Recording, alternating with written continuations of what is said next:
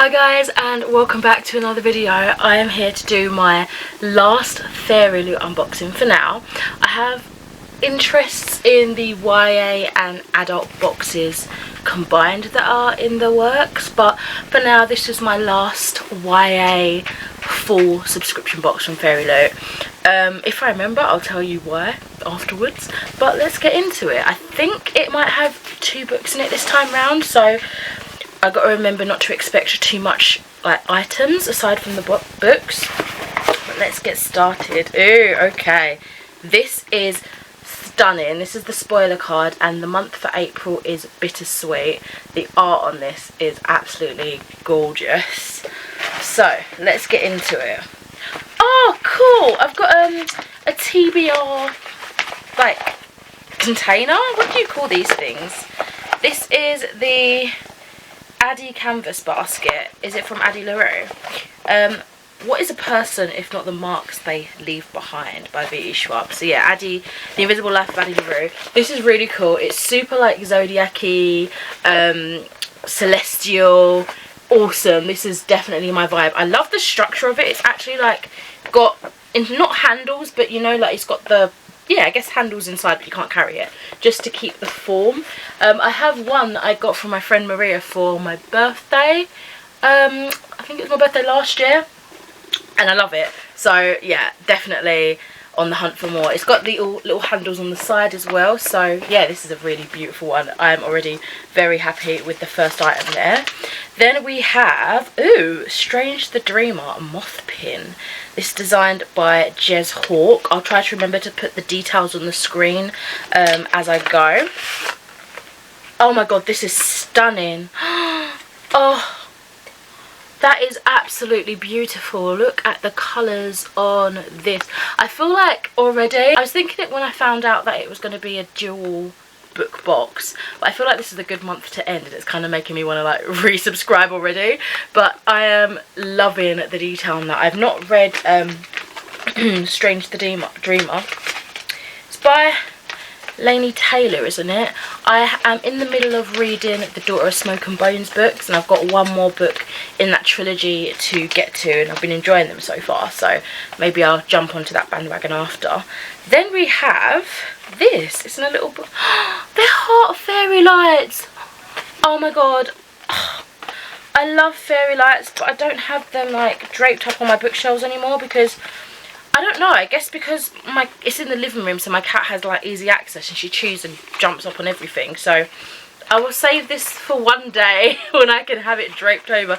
And like, I can't even shut the bedroom door because it's only a 1-bedroom flat, so it's not fair on her at all to lock her out of all the rooms when there's only so much for her to roam about. But I would like put it across this bookshelf or something. I think it would look really pretty, or even just around the room. But yeah, I think I might savour this for one day if I eventually ever move and I can have this set up for my dreams. Oh my god, what's this? Erin Morgenstern's The Night Circus. This is also on my TBR. It says, and there are really never endings, happy or otherwise. And I think it's like a trinket tray, but instead of like the little dishes, it's an actual like decent sized tray. I like that. I actually feel like if you want to be super bougie, you can put like a little cup of tea on it and a little couple of biscuits or a little cake. How fancy is that? Like, if you want to pretend like when you have guests over, if people do that, I don't know. I am antisocial, so I don't have guests over. But on the rare occasion that I do, I can pretend that not only am I a bookworm, but I'm a bougie bookworm, and I can prepare their little tea, their little afternoon tea on this. How adorable is that? And also the design on it is absolutely stunning. I really do need to get into the hype and read this book. I also have The Starless Sea. Is that what it's called? The other book by Erin Morgenstern. And I need to get into it. I need to read them. Oh! I see a book. So, I believe every time they have a double book, one of them's a paperback, which is really cool because it's interesting to see how they design their paperbacks. And this one is one that I've never heard of before. It's called An Arrow to the Moon by Emily Xrpan. Okay, so this is how the cover's looking like. That is very striking, very beautiful. It's got these beautiful like blue teal edges going on here that's been sprayed. This is the spine. This is really stunning. Okay, and it's quite a decent size thickness, like a decent book. Sounded a bit strange. So this says, Hunter Yi has perfect aim with a bow and an arrow, but all else in his life veers off course. Hunted by his family's past mistakes, the only things keeping him from running away are his younger brother, a supernatural wind, and the bewitching girl at his new school. Luna Shang dreads the future. Graduation looms ahead and her parents' expectations are stifling. Then her life is turned upside down by the strange new boy in her class, the unearthly fireflies that follow her around, and an ominous crack that begins to spread across the town of Fairbridge. The crack, that's reminded me of a Doctor Who episode. As Hunter and Luna navigate the feud between their families and uncover hidden secrets, everything around them begins to fall apart. All they can depend on is their love, but time is running out and fate will have its way. Oh, that sounds really cool. It's a spellbinding reinterpretation of the Romeo and Juliet story, filled with romance, magic and Chinese mythology. That sounds really interesting, and again, that cover is absolutely stunning. I've never heard of this, so I'll be intrigued to check that out. And then the last item, oh no, every time I do this, it's not the last item because there are tarot cards underneath. This is the tarot cards of the month. We have the Emperor and the High Priestess. These are absolutely stunning. I never know who these characters are until I read the little spoiler card. That is how they look on the back. These are beautiful. Last item is the main book, and we have a bookmark. So this is for the bittersweet theme. I love the bookmarks that they include, like the little freebie ones. The Fairy Scoop, which has an author interview for this book. Oh, this is the artwork for it on the back of the author's note, which I'll look at in a minute, and the book is Blood Scion. I think I have just recently seen this title, a cover like this, very, very recently, but this is by Deborah Fillet. This is stunning. Okay, so let's talk about the details. So we have this gorgeous contrast of blue, especially with the sprayed edges, and pink, like the sunset looking like, it's not even a sunset, is it? It's bloody fire, it's flame, something is set aflame. Let's try not to romanticize this, shall we, Jen? But the skin, oh, this is stunning, this looks gorgeous. And of course it's carried around to the back. This is the spine. I'm loving this blue and pink, that is such a vibe. It kind of sort of low-key matches my hair, but my hair's blue and purple. You know, I'm kind of on the similar vein. And then, oh, it's signed on one of those plates there. I love that. Love the end papers. Oh, the other side is the same swirly fire awesomeness. Let's have a look at how it looks underneath. Oh my god. Oh my god. Okay. Oh my god. Okay. I don't know where to look. Okay, so this is how it looks naked. It's basically the dust jacket, but without the writing on it. Absolutely gorgeous. And then the inside has some illustrations as well. Oh my god, this is stunning. Do people display these? Because I remember one time I had this special edition of not Twilight, but one of the books, and I used to have the poster up on the wall, and then I tried to put it back on the book and it all bent out of shape. It's very sad. So what do people do? Do they just reverse it and have it on the book, or do you actually stick it on your wall? Because sometimes the art in here is just absolutely phenomenal. But I'm guessing this is our main character. Oh, love it already. I really hope I enjoy this book. But shall we read the author's note and then have a little bit of a cheeky gander at the synopsis? I think that's a relatively good idea, don't you? I do. So, oh yes, okay, loving that it's typed, because as you guys know, I struggle reading really cursive, beautiful, curly handwriting. The amount of times I stutter trying to read those in these videos, so let's hope I can soar through this without any failure. So it says, to you, I wrote Blood Scion during a period when I was searching for myself. I was a first-generation immigrant, the daughter of two hard-working Nigerian parents who had dreams of a far better future for their children than they had.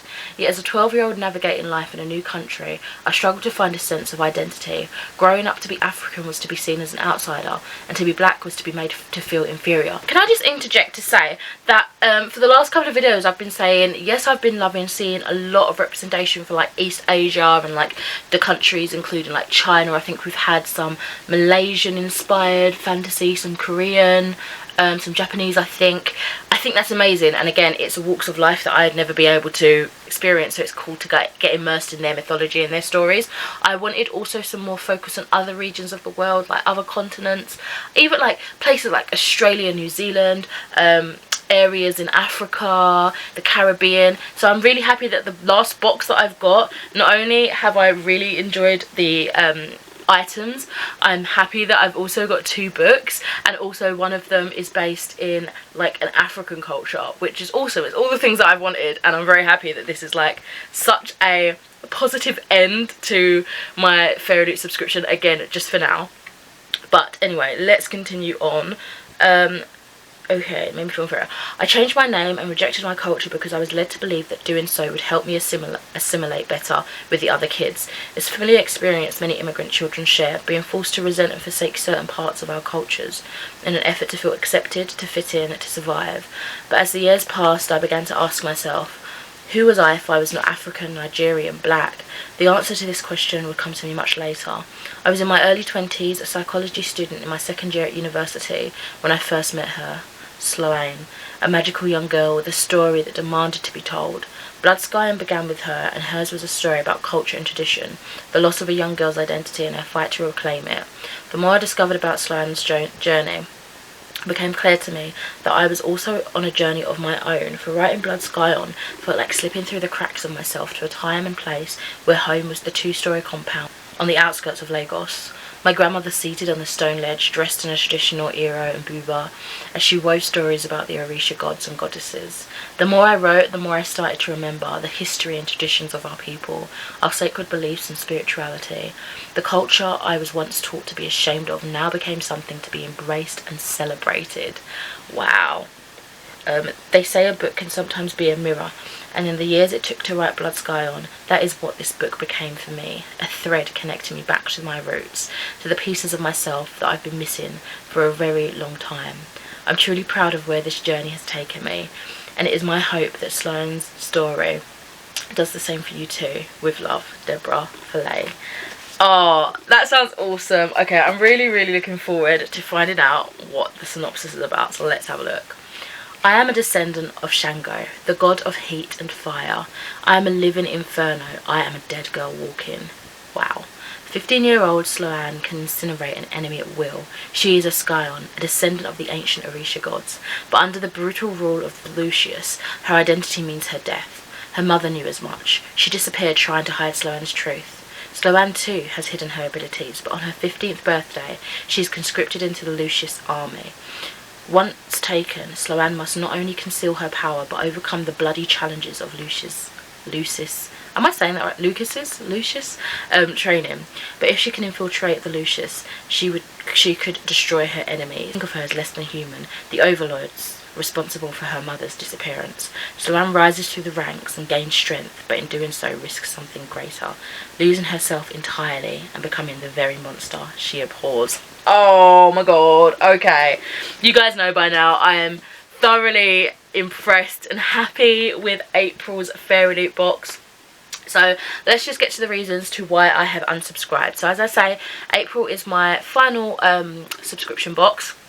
Just because I originally wanted to test out Illumicrate and Fairyloot to kind of see for like a portion or period of 6 months or so which one I preferred, because obviously, you know, these book boxes, they don't come cheap, understandably. You're getting all these different items, all these unique crafted, tailored items for your bookish desires, and yeah, it comes at an expense, and I'm fortunate enough to be able to afford that, but I also still want to cut down on some things. So it was never my intention to keep both boxes, like both full boxes at least, on the trot, on the go at the same time for a long period of time. It's only ever gonna be around 6 months, and so that time has come up now. I think I started Illumicrate officially like a month after my first Fairyloot, so I think I started Fairyloot in the October, but by the time I was able to get on the list for Illumicrate, it was the November. So my November box for Illumicrate will be my last one for now.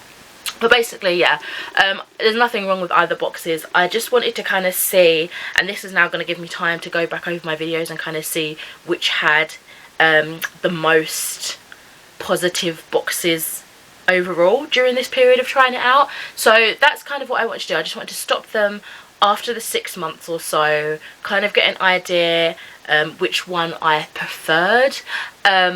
Also give me some time, hopefully, to catch up on all the books, because I've only read about 2 or 3 of these special editions since I've got them, because they're so new. They've not been on my my TBRs, because I'm trying to get through my backlist, but it now gives me enough time to kind of go through those, see which ones I preferred, which books and which products in them seemed to be the best for me, or whether I even decide to just do the book only option if the majority of the boxes items were more of a miss most of the times, and just kind of to reevaluate my spending and kind of see which works for me. As I say, Fairyloot are working on a duo book box, just the books for YA and adult combined. They've already got a YA only book, and they've already got an adult only book, but now they're working on a duo one, so I think I'd be interested in that once I see what the price is like and that sort of thing.